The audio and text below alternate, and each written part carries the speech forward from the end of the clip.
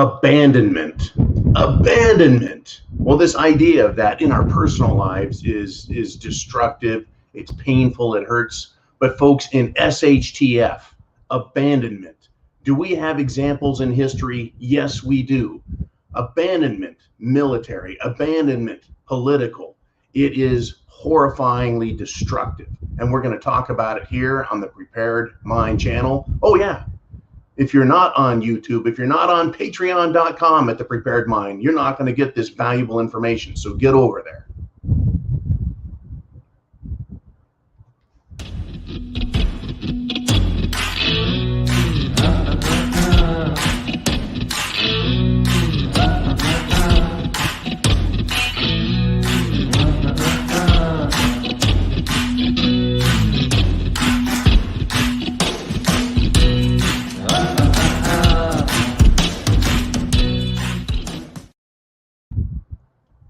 All right, folks, you are here, so you know what's coming. You know we're going to have this discussion. This moment in SHTF history, folks, abandonment from government, horrifying results in the past, whether it is abandoning morals and principles or abandoning people.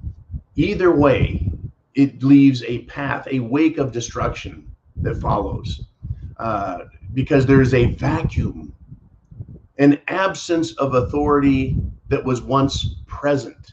It's happening right now in Afghanistan. And I want to talk about this, folks. They put some pictures up. CH-46 lifting off, big giant helicopter, twin blades. And the picture that rivals that is the one of that last helicopter leaving the rooftop in Saigon, Vietnam. We got a vision of a helicopter trying to flee Afghanistan just as they fled Saigon. But Vietnam was decades ago, but we're seeing it play out again. In fact, we just posted on Patreon a video of a giant United States Air Force plane trying to leave an airstrip.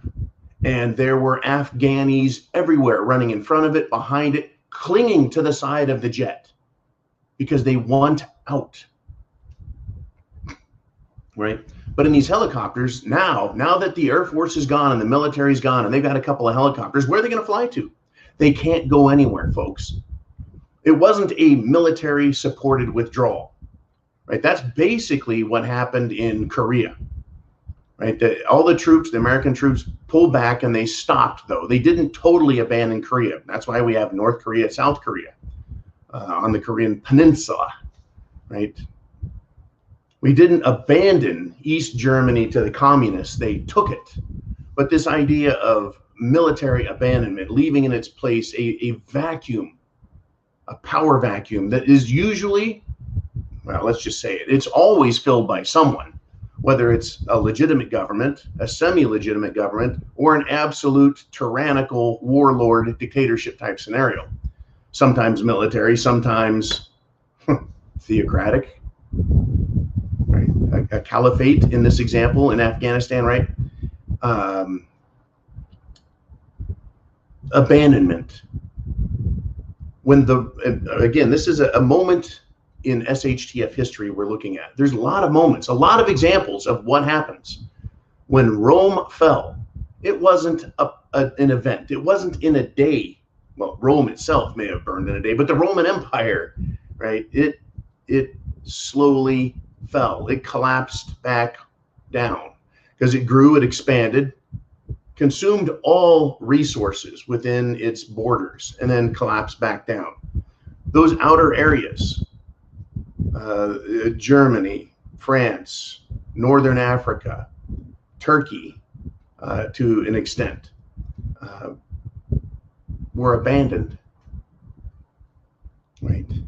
And they were left to local warlords. They were left to fend for themselves, having been, at one point, not only subdued by the Roman Empire, but also protected by it. You see, when another country uses its military to take over another place, it does consume, in an imperialistic fashion, local resources.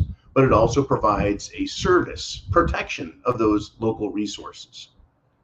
You know, I don't want to call it a good empire, but a well-managed empire, like it or not, is able to extract resources, wealth, but leave enough for the population to sustain itself. Well, in every bad empire, when they start to fail, they consume more and more and more, you know, extra taxation, extra fees, extra restrictions on your liberties, right? Because they're collapsing and they're grasping for whatever they can to hold on to that area, to hold on to the people. But they start to fail and they can't sustain it. And so they begin to abandon areas. Abandon areas. Now, we're looking at the United States abandoning Afghanistan. Too expensive, not enough resources. Too hard to control, too hard to maintain, and it's pulling back. In the United States, back in the homeland of the Anglo-American Empire, right? What is going on here? They're abandoning, just like the Romans, just like every other empire in past, folks, they have abandoned morality and decency. They have abandoned tradition, culture. Those very things which made it great and helped it grow are now being destroyed, and their power base is contracting.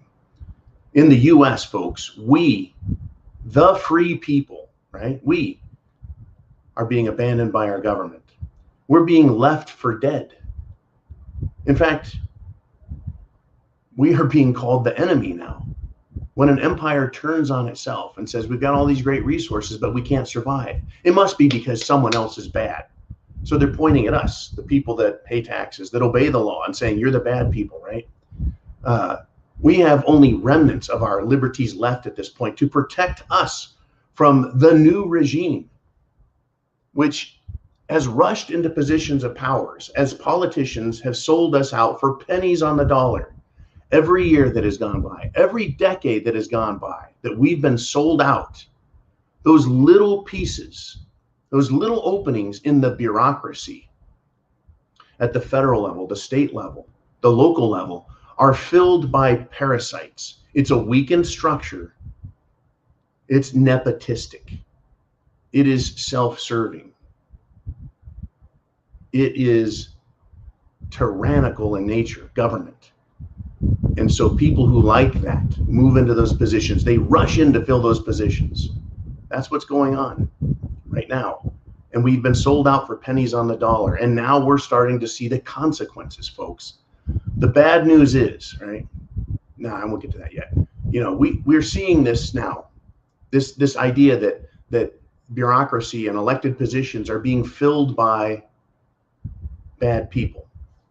We're seeing this with clearer eyes as every national institution is teeming with parasitic Marxists, and it's expanding its power, and it's seeking punitive retribution against their former controllers, owners, masters, free people, us. We're seeing this now. America is waking up and going, wait a minute, that's not the America we had just a few years ago. And they're rushing these parasites to take over, to consume, to control. They're filling a vacuum the same way in Afghanistan. That vacuum, that government vacuum, is being filled with Taliban who will assume authority. In America, government is not doing its job. It is not fulfilling its oath, its obligations. And so we have it dying on the vine, right? Our economy's trashed, our currency's trashed. Our energy stability is being trashed. It doesn't mean we're all going to die instantly. This is a process. The events are small. This decision's made, that decision's made. Hey, thanks, Biden. Let's just abandon Afghanistan. That's an event.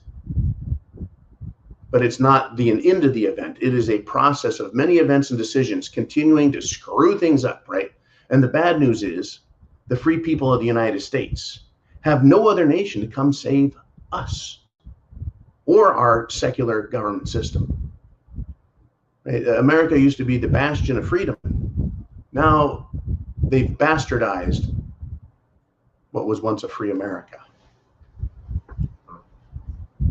And there's no one out there to save us, folks. So that's the bad news. There's no one to save us. The good news is there's no other nation to come save us. We can, with our faith, our intelligence, our hard work, we can save ourselves because we have a Second Amendment.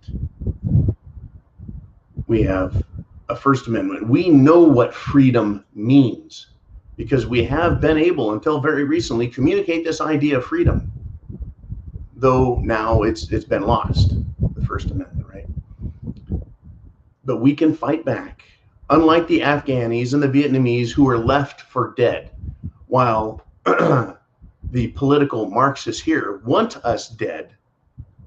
That doesn't mean we have to lay down, right? America is quite a different situation than Vietnam or Afghanistan. It's quite a different situation than Korea. It's quite a different situation than Berlin.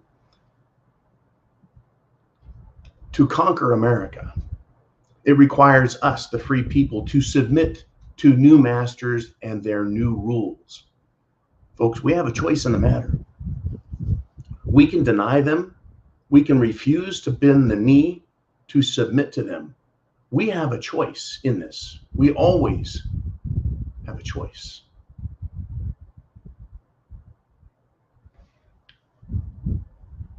Because we have a choice, that is why the government, their institutions, have been using fear and threats. They've been using disease and immigrants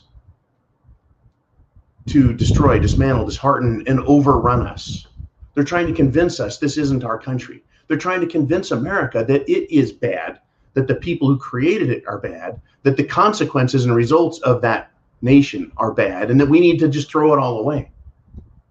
Au contraire, we need to do the opposite. We need to embrace what made America great in the first place, freedom. But what are they doing? Right?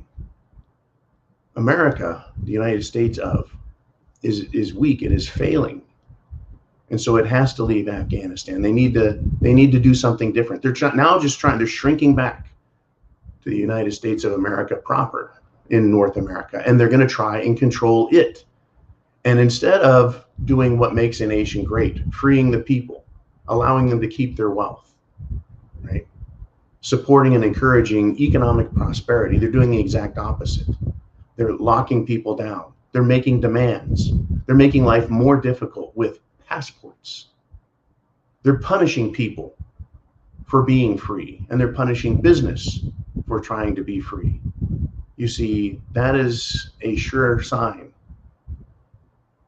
that empire is in trouble.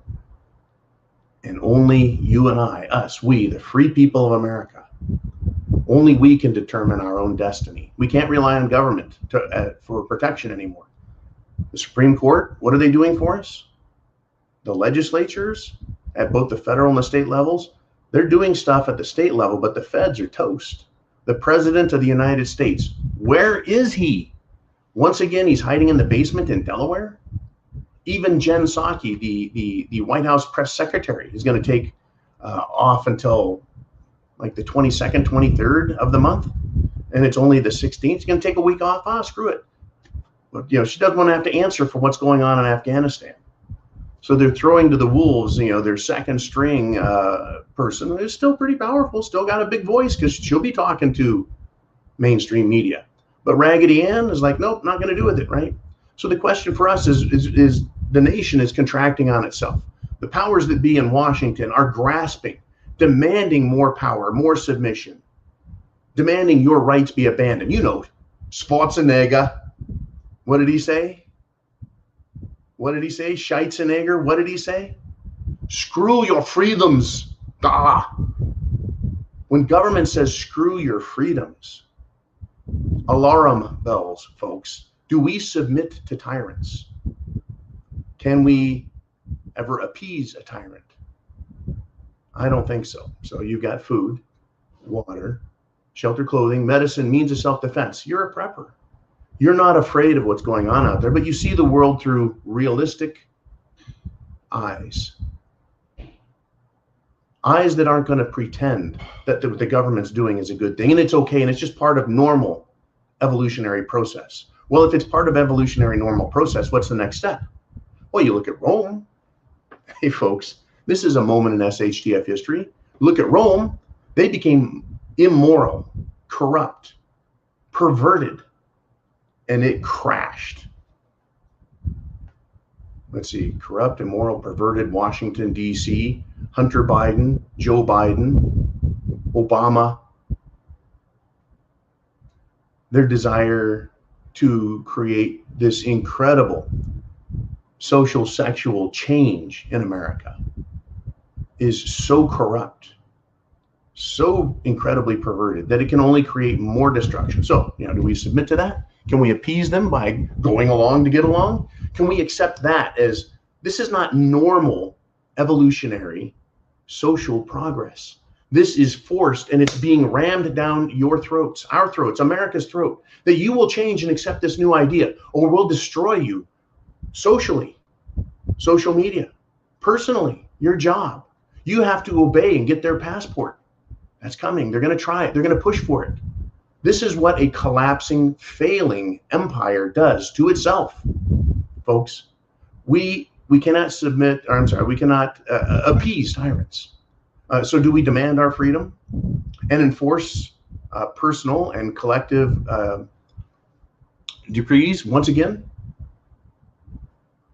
Right? The demand for freedom? Right? And these parasites, are they going to let go? A parasite never leaves a host while it can feast on them. Parasites do not let go. They only let go when they are found and pried out. Right? Think of a tick infestation. They don't just let go and go away. They don't ever get full. They just expand until they destroy the host. Right? Now, what's going to happen next in America, folks, requires that you be a prepper. That's why we cover these moments in SHTF history, to look what's going on.